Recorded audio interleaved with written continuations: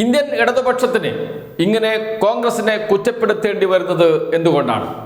പ്രിയങ്ക ഗാന്ധിക്കെതിരെ സംസാരിക്കേണ്ടി വരുന്നത് എന്തുകൊണ്ടാണ്? അത് കേരളത്തിലെ ജനങ്ങളുടെ ശബ്ദമാണ്. കേരളത്തിലെ ന്യൂനപക്ഷങ്ങളുടെ, പ്രത്യേകിച്ച് മുസ്ലിം ന്യൂനപക്ഷത്തിൻ്റെ ശബ്ദമാണ്. വയനാട് MP ആണ് പ്രിയങ്ക ഗാന്ധി. വയനാട് നിന്നുള്ള മുൻ MP ആണ് രാഹുൽ ഗാന്ധി. ഉത്തരേന്ത്യയിൽ തോറ്റ് തൊപ്പിയിട്ടപ്പോൾ പാർലമെന്റിലേക്ക് അദ്ദേഹത്തെ അയച്ചത് കേരളമാണ്, വയനാടാണ്. ആ രാഹുൽ ഗാന്ധി ഇപ്പോൾ പ്രതിപക്ഷ നേതാവാണ്. ആ പ്രതിപക്ഷ നേതാവ് ലോക്സഭയിൽ ഒരക്ഷരം സംസാരിച്ചില്ല. പോകട്ടെ, പ്രതിപക്ഷ നേതാവ് സംസാരിച്ചില്ല എന്നതുകൊണ്ട് കോൺഗ്രസ് നേതാക്കൾക്ക് സംസാരിക്കാൻ കൂടുതൽ സമയം കിട്ടി. അതെല്ലാം ഉപയോഗിച്ചോ കോൺഗ്രസ്? ഉപയോഗിച്ചില്ല. 140 മിനിറ്റാണ് കോൺഗ്രസിന് അനുവദിച്ചത് ലോക്സഭയിൽ സംസാരിക്കാൻ വഖഫ് ബില്ലിന്റെ ചർച്ചയിൽ. അത് മുഴുവൻ ഉപയോഗിച്ചില്ല. ശേഷിക്കുന്ന സമയം DMKക്ക് കൈമാറുകയാണ് കോൺഗ്രസ് ചെയ്തത്. അപ്പോൾ പ്രധാനപ്പെട്ട 2 നേതാക്കൾ സംസാരിച്ചിട്ടില്ല. അതിലൊരാൾ പ്രതിപക്ഷ നേതാവാണ്. പ്രതിപക്ഷ നേതാവ് സംസാരിക്കുമ്പോൾ സ്വാഭാവികമായും സമയം നീട്ടിക്കിട്ടും, കൂടുതൽ സംസാരിക്കാൻ കഴിയും. പ്രതിപക്ഷ നേതാവാണ്. അതോടൊപ്പം തന്നെ കോൺഗ്രസിന്റെ മുതിർന്ന MP പ്രിയങ്ക ഗാന്ധി സഭയിലേക്ക് എത്തിയില്ല. എല്ലാ കോൺഗ്രസ് MPമാരും സഭയിൽ നിർബന്ധമായും ഹാജരാകണമെന്നും വഖഫ് ബില്ലിന് എതിരായി വോട്ട് രേഖപ്പെടുത്തണമെന്നും കോൺഗ്രസ് വിപ്പ് പുറപ്പെടുവിച്ചിരുന്നു. ആ വിപ്പ് പോലും തനിക്ക് ബാധകമല്ല എന്നാണ് പ്രിയങ്ക ഗാന്ധി പറഞ്ഞു വെച്ചത് ഈ നടപടിയിലൂടെ. പക്ഷേ വയനാട്ടിലെ ജനങ്ങൾ, കേരളത്തിലെ ജനങ്ങൾ 1000 വട്ടം ചിന്തിക്കേണ്ട പ്രശ്നങ്ങളുണ്ട്. എന്തുകൊണ്ട് രാഹുൽ ഗാന്ധി വായ തുറന്നില്ല? എന്തുകൊണ്ട് പ്രിയങ്ക ഗാന്ധി വിട്ടുനിന്നു? കോൺഗ്രസിന്, പ്രത്യേകിച്ച് പ്രിയങ്ക ഗാന്ധിക്കും രാഹുൽ ഗാന്ധിക്കും ഒരു മുഖമുണ്ട്. ആ മുഖം മൃദു ഹിന്ദുത്വ മുഖമാണ്.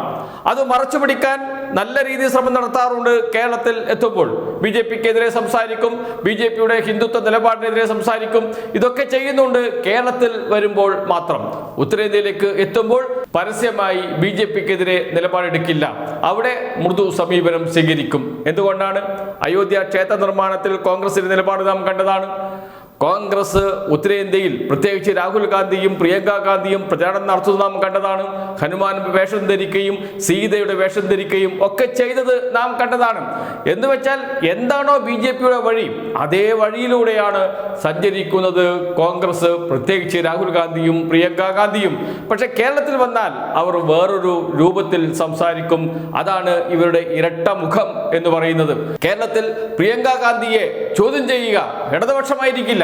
പ്രിയങ്ക ഗാന്ധിയെ ചോദ്യം ചെയ്യുക മുസ്ലിം ലീഗിന്റെ പ്രവർത്തകരും അണികളുമായിരിക്കും. ഞങ്ങളുടെ വോട്ട് നേടി ജയിച്ചു പോയിട്ട് നിങ്ങൾ സംസാരിക്കാൻ പോയിട്ട് എതിർത്ത് വോട്ട് ചെയ്യാൻ പോലും പാർലമെന്റിൽ ഉണ്ടായില്ലല്ലോ എന്ന ചോദ്യം സ്വാഭാവികമായും മുസ്ലിം ലീഗിന്റെ നേതാക്കളും പ്രവർത്തകരും ചോദിക്കേണ്ടതാണ്.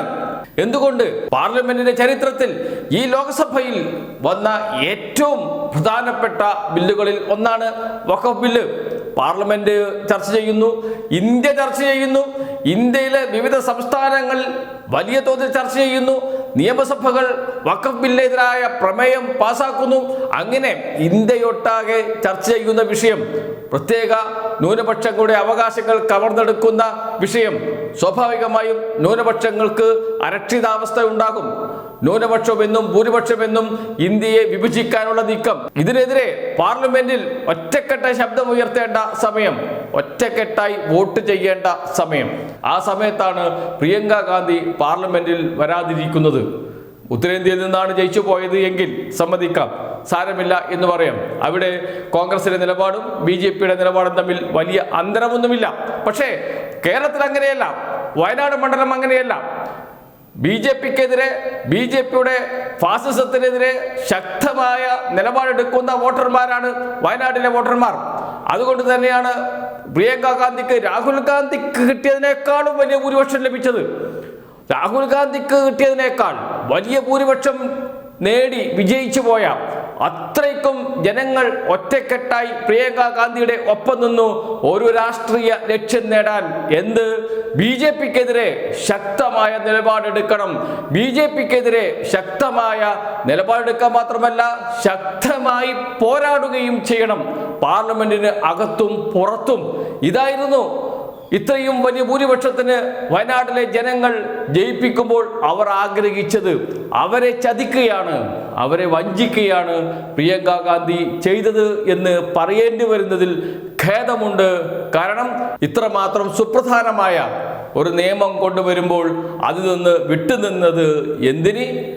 ആ നിയമത്തിൻ്റെ ചർച്ചയിൽ സംസാരിക്കാതെ രാഹുൽ ഗാന്ധി നിന്നത് എന്തിന്? വിശദീകരിക്കേണ്ടി വരും കോൺഗ്രസ്, പ്രത്യേകിച്ച് കേരളത്തിലെ കോൺഗ്രസ്. ചോദ്യങ്ങൾ ഉയരും അവർക്കെതിരെ. അത് ഇടതുപക്ഷത്തിന്റെ ഭാഗത്ത് നിന്ന് മാത്രമല്ല, UDFിലെ പ്രധാന ഘടകകക്ഷിയായ മുസ്ലിം ലീഗും മറുപടി പറയേണ്ടി വരും അണികളോട്. അതുകൊണ്ട് അവർക്കും ചോദിക്കേണ്ടി വരും കോൺഗ്രസിനോട്, എന്തുപറ്റി നിങ്ങൾക്ക് എന്നും.